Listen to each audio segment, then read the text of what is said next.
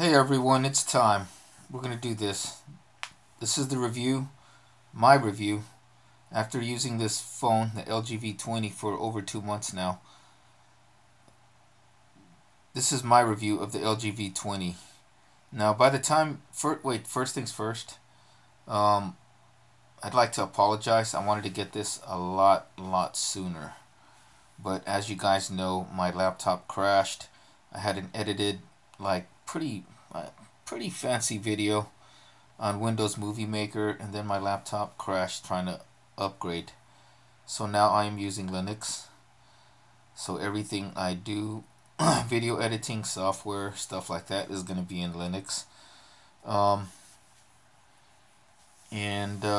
we're going to do this review in different parts. First part is going to be the specs. The second part is going to be on the build quality. And then the third part is the user interface, or my use with the V20. And you guys will probably pick up some tips along the way. So let's get this thing started. So here we go, part one, the specs. You've got a 5.7-inch screen measured diagonally, and this other screen up top here. This secondary screen is a 2.1-inch, 160 by 1040, and the big screen right here, like I said, is 5.7-inch. What is it? QHD resolution, which is a 2560 by 1440 resolution. It's running a Qualcomm Snapdragon 820 chipset with the Adreno quad-core 530 graphics processor. You have the front camera right here, which is a 5-megapixel camera, which can do both wide and regular. So this is pretty much this is the predecessor, the V20 is, to the V10, which had the two front cameras, which did wide and regular. So now they just have the single, and I think it's a wide angle lens, and then it just crops the picture for regular. Back here we have, I'm not sure which is which, but you have a 16 megapixel lens and a wide angle 8 megapixel lens. You have your laser autofocus right here and your dual flash right there. And then of course you have your fingerprint scanner right here in the back, which is way more accurate and faster than what the LG V10 had, which was a great phone. I love my LG V10. I still have it. And also in the back, if you remove this, which I am not going to, sorry guys, you could see that in other videos, because I have my D brand skin right here, and I'm not working for D brand, but I do love my D brand skins. In the back is a removable back cover where you can expand the already built-in 64 gigs of memory up to 2 terabytes if they ever do have micro SD cards that are 2 terabytes. Also, inside the phone you have, like I said, 64 gigs of inbuilt storage, and you have 4 gigabytes of RAM. And it also runs a 3200 milliamp battery, which is more efficient than what was in the LG V10. But that's probably because this phone right here, other than your Google phones, the new Google Pixels, they run. Here is information. Okay, I guess it thought I was calling for Google. Anyways, this phone, other than the Google Pixels, it almost did it again. It was one of the first phones to launch with Android Nougat, or Android 7.0, out of the box. So it has a bunch of new features, and I think it's probably also one of the reasons why the battery is more efficient on this phone. So those are the specs. Let's go to build quality. The build quality on this phone is very nice. I kind of miss the stainless steel sides that were on the LG V20, but I like this all aluminum build anyways. The whole phone, at least from the outside, is made out of, most of it is made out of aircraft grade aluminum, and it uses two layers just like the LG V20 of Gorilla Glass 4, and it has a mil-spec 10 ratings for drop protection, so it had to pass a certain drop test. I think in mil-spec they do 20 drops from like 3 feet or so away. I'll put a link in the description. It was also in my V10 review of the mil-spec rating and how they get it. And so it's a very durable phone, but it's also very thin. It's a lot thinner than my V20 or my V10, and I think it's a little bit thinner than my Note 4. So build quality is outstanding, and like I said, even though it's all aluminum, you still have the removable back, and you can replace the battery. So now we get to interface. Android 7.0 Nougat. So I just used my fingerprint reader right there, and you can see how fast that is. And I also have it for my left and also my right index finger, or yeah. For all of you guys that are curious, I'm running Smart Launcher. I believe it's at 3.0 now. I'm using the Pro or the paid version with I think it's called the Glint theme right here. These icons in the theme is called Glint. The wallpaper, you can get these wallpapers on your own. This is just an Ubuntu wallpaper. It's a version of Linux. Also, I did a review on Linux, so go check that out. So I'm running Smart Launcher on here. I never ever I think have used any of the stock launchers on any of my Android phones. From when I first got the Droid Bionic, to my Samsung phones, to the Notes, and now the LGs, I've always used a different launcher or a special launcher. Before I was using, I think, Go Launcher, but now I'm using, I think ever since the Note 4, I have been using this launcher right here, Smart Launcher. Okay, so the interface. The regular interface is pretty nice. Let me show you guys that. I mean, it's okay. It's not nothing to write home about. So the good thing with Android 7.0 Nougat is the new notification bar. You can expand. Mine right now, I have it set to where the T-Mobile app, I can keep track of my data usage, but I'm supposed to have unlimited, but not really. It's not really unlimited. I don't think it is. Like if I hit this, let's say this volume right here, I long press that volume button, and it'll go straight into the volume settings right there. That's pretty cool. So we're gonna go here to General, so you guys can see how to switch your desktops, and we're gonna go to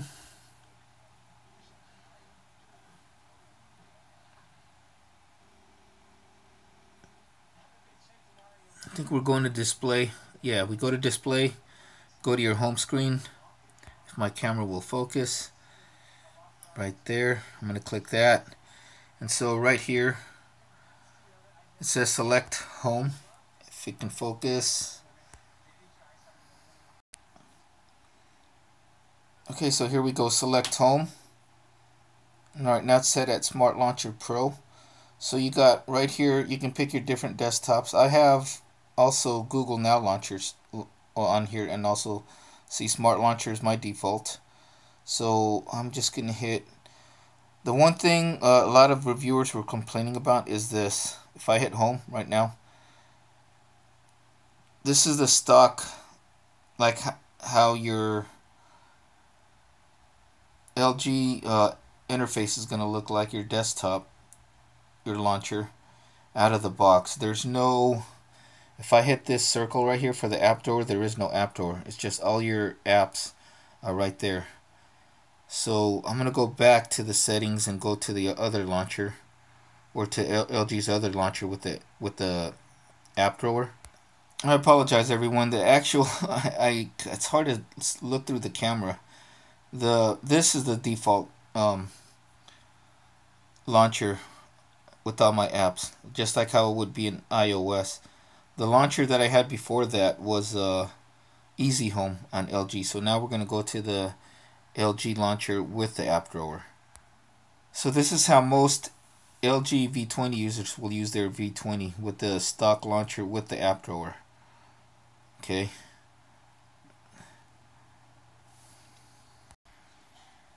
So I am going to go back to Smart Launcher for my home.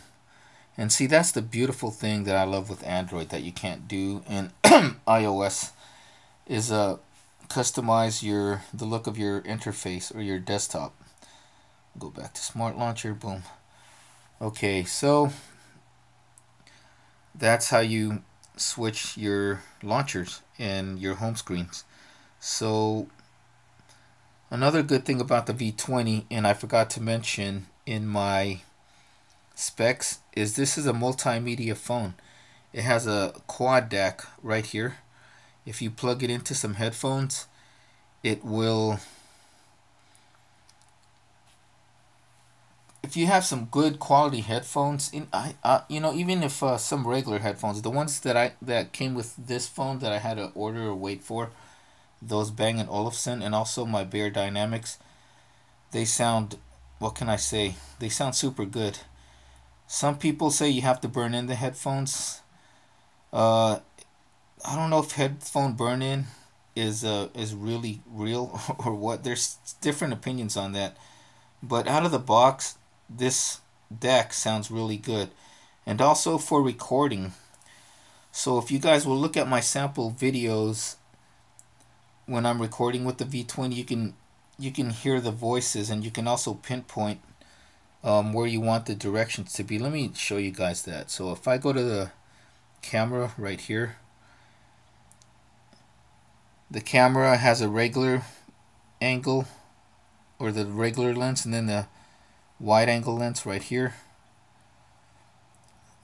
Wide angle, regular,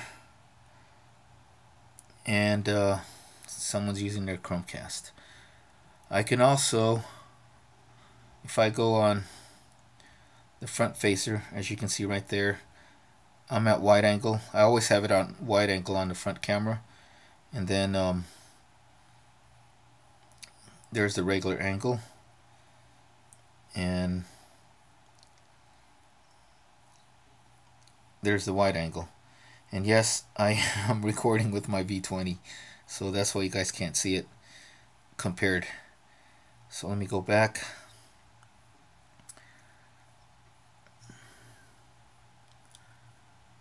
So we go here to manual video recording, and you got all these modes. If you're a budding photographer, this is also the phone for you. If you're a budding videographer, this is the phone for you, because it's got all these manual settings, and you can learn how to use the different ISOs and all your different color balance and focus, white balance, and also the mics. So the quad DAC works really well with the voice recording, and if I hit this mic button right there, you see I can control the direction of where I want the sound to come from. Normally it's in the middle. Okay. So it's a very robust, very good camera. Now, what are my opinions on this camera?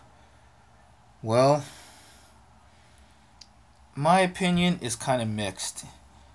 For pictures, it's pretty good.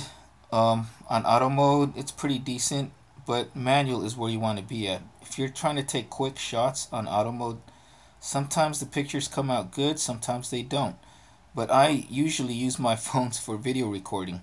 And for video recording, this is really good. One of the best, if not the best phone for video recording and sound recording. And there's tons of different demos on YouTube on that, on the video recording capabilities of this phone. And like I said, with that quad DAC, everything that you record sounds so much better, even my voice. And everything you listen to sounds so much better with this voice, or with this quad DAC. Also, you have the second screen right here. As you can see, my second screen, I have it with my personalized signature, the Workout Geek. And right here are my quick shortcuts.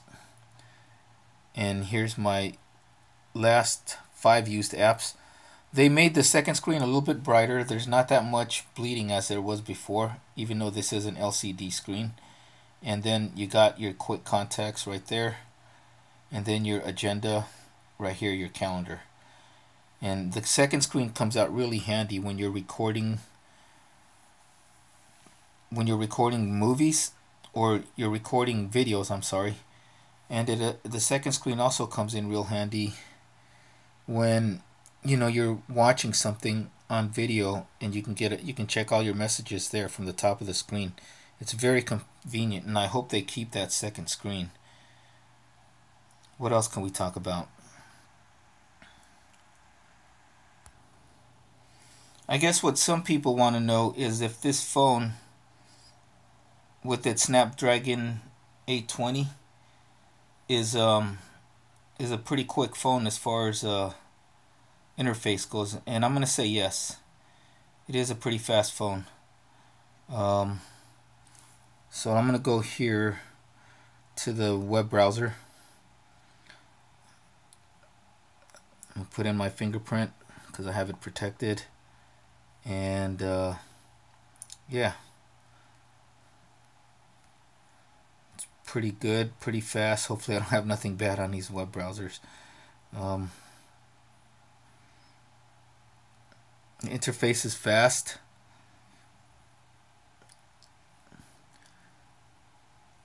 You can go back and forth between apps pretty good, even with this smart launcher right here. For those of you guys that are curious, you see what these buttons are. These are extra buttons that you can add on to your capacitive buttons. The default buttons was a back button, your home button, and your multitasking button.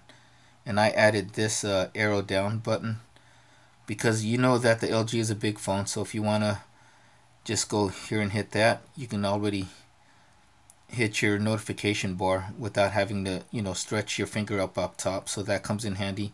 And then this one right here is your screenshot app, and the way to do that, and the way to add extra buttons, is to go here to settings,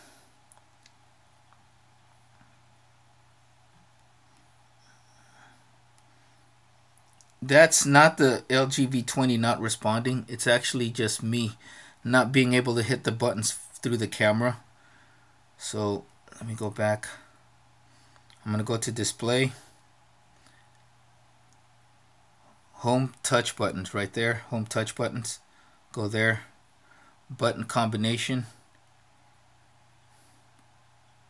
and there's your buttons that you can add on to.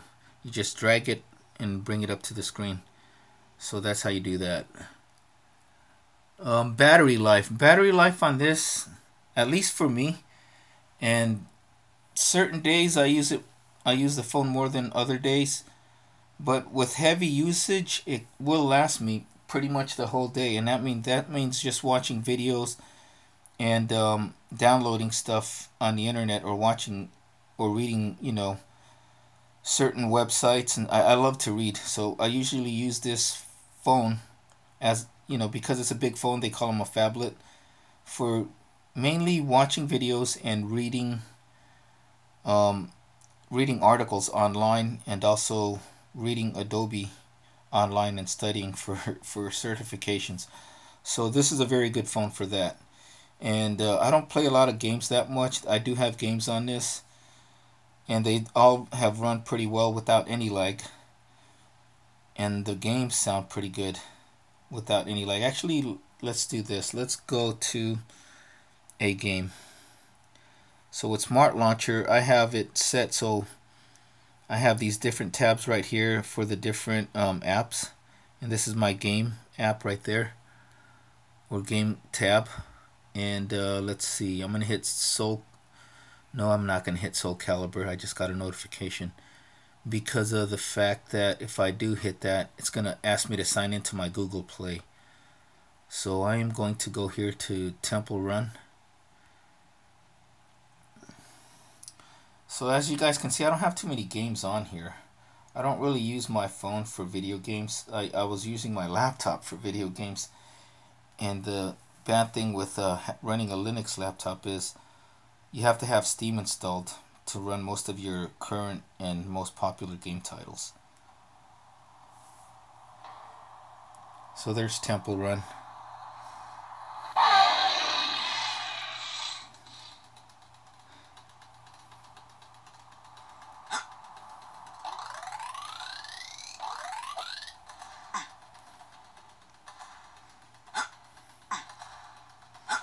It runs pretty well with no lag, and I'm going to just die on purpose right there. One thing I forgot to mention, most of my games that I run them at the highest resolution with all the details as much as possible, and there's no lag. The one thing I miss from my Samsung phones is that home button right here. To get out of a game, you kind of have to, like, let's see, how would I get out of the game? The capacitive buttons right here don't show. So how do I exit this game? Well, what I do is I go up here to the top, that second home screen again. See, it comes in real handy, because now if I hit that top screen right there, these buttons will show up right there, and I just go home, and then I just exit out of there. That's how I do it. I don't know how others do it, but like I said, I don't really play a lot of games on this phone. What I use this phone mostly is for reading, in that order, watching videos, and then texting, and the what is it, doing the Instagram and Facebook thing. So that, and Snapchat. So that's what I use this phone mostly for. And for those purposes, the battery will last me the whole day with over 50% left. So it's a pretty good phone for battery life. It's way much better than what kind of battery life I was getting with the LG V20, with the LG V10. And it's an excellent build quality phone. It's an excellent phone overall. I highly recommend it. And I just did a review on my on a Bargain Depot stylus, because the one thing I miss from my notes is using a stylus. So I bought a stylus to go with this phone. And the stylus also helps out because if you're eating food, you don't grease up the screen. The other thing, since I first bought this phone, I have not removed that plastic cover right here. So the plastic cover is still there. The screen is very good. I like the screen. It's more accurate than your AMOLEDs. They're not the colors aren't as punchy as your Super AMOLED, but it's, for not being a Super AMOLED, it's a very detailed and very good looking screen, at least in my opinion. So that is it for this review. It's highly recommended. I wish I could have showed you guys the other video I did for the LG V20 review, but unfortunately that's not going to happen because that was in Windows, and the files are, I can't get to those Windows Movie Maker files. So that is it. This is the LG V20 review. So if you're a power user, or you miss your Note phones, especially those people who had to return their Note 7s, I highly recommend this. If you like to vlog and video record, I highly recommend this. If you like to listen to music, you use your phone as an MP3 player, I highly recommend this. If you're a content creator, I highly recommend this. If you're a guy or girl who drops their phone a lot and have butterfingers, I highly recommend this phone, probably with the case too. So that is it. It's a very good phone. I say one of the top phones and most underrated phones for 2016. And like I said, it comes with Android 7.0 Nougat out of the box. While most other smartphones that run Android, other than your Google phones, are still waiting for that Android 7.0 update, this already has it right out of the box with improved battery life and more easy functionality, I would say. So that is it. This is the LG V20. Pros and cons: great build quality, great screen, great sounding DAC, and great video recording capabilities. The cons on this phone is that for some people it might be too big. Um, some people might like Super AMOLED, and the auto video or auto picture mode is not as good as expected. As for what they hyped it up to be, the auto picture taking mode is not the best. And that's where you have to go into manual mode settings. So that is it. This is the LG V20. Thank you guys all for watching. Thank you for your patience, and we'll see you again real soon. I will start doing some more exercise videos pretty soon, so stay tuned for those. Anyways, everyone, take care. If I haven't said it before, have a happy new year, and we'll see you all again in the next video.